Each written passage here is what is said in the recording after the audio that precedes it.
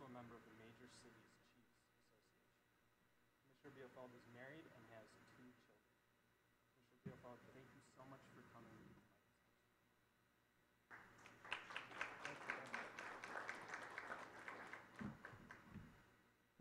I always, first of all, I have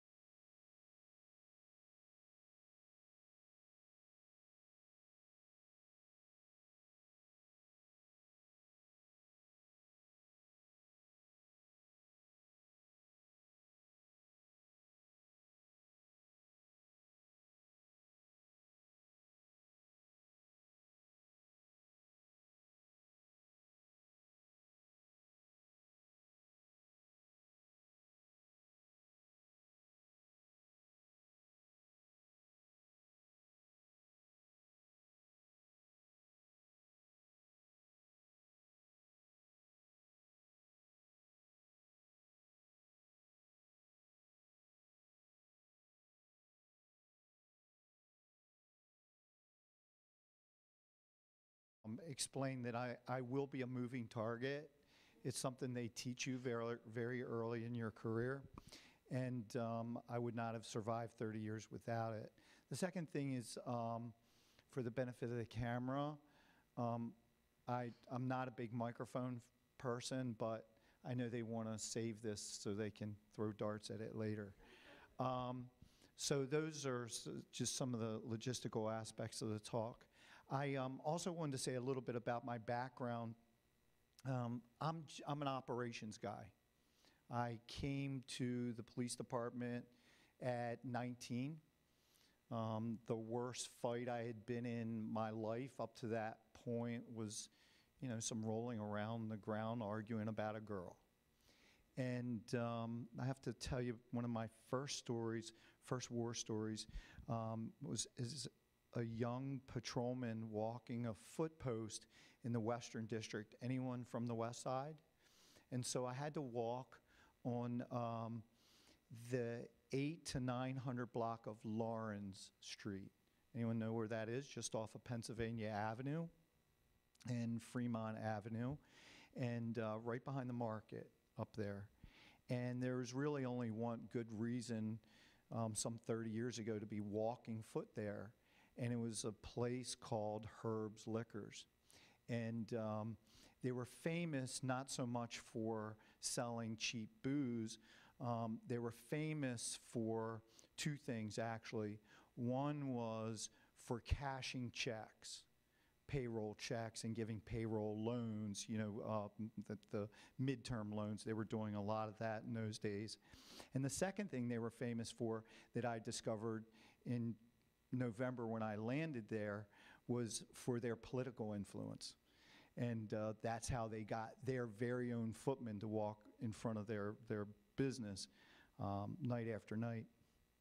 And about the second night in, there were two guys outside the liquor store, and they got into a fight. They had been consuming too much, and I went down there armed with, the skill of the academy and my own wit, and soon discovered that they turned their anxieties toward me in a uniform fashion.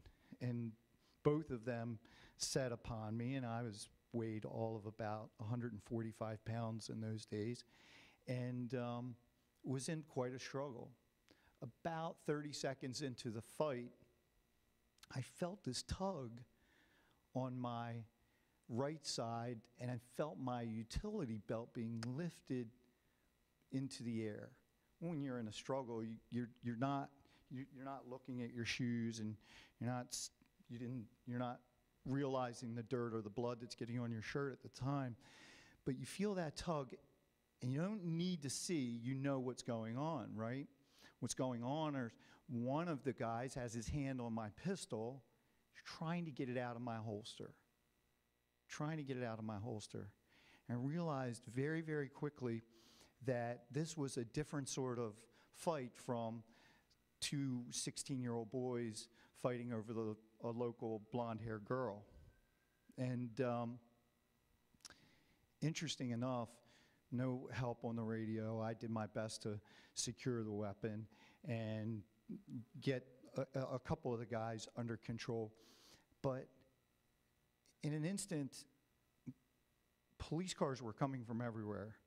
And it wasn't Herb's Liquors, the people inside, because they were oblivious to the fight. They were busy cashing checks and giving out high-interest loans.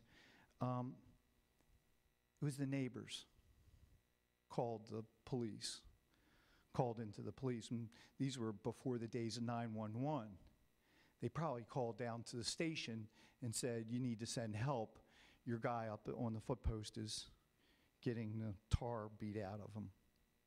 And so I tell you that story to kind of set the framework from the very beginning of my career, the very beginning, in the first few days of my street experience,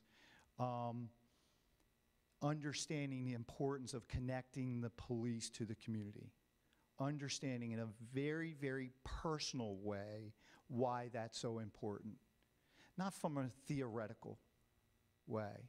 I don't know that I would have ever learned that lesson spending years or a decade in a classroom hearing about the psychology and the efficacy of collaborative partnerships.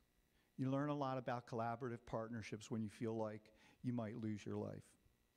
And so I want to pull back from that to where I am now currently. And someone was asking me that, well, will you have a PowerPoint? So if you came anticipating a PowerPoint, you really don't know who Fred Bealefeld is, so I'm decidedly not a PowerPoint guy. I try to communicate through stories and practical experience. And so you'll hear a lot of that tonight in the time that I talk. And then I certainly want to leave enough time for all of you to ask questions, and I received a few of them. We find ourselves at a point, and certainly the university finds itself at an incredible opportunistic point. Gladwell would say, and made quite a considerable fortune and fame for himself, talking about these moments in history or time that tip the scales one way or the other, these incredible precise moments, and whether you could attribute it to this or that. And I don't know if we're at that point. I don't know if the city is at that point. I can only, again, tell you reflectively on the basis of my 30 years here in Baltimore that I've rarely seen or experienced the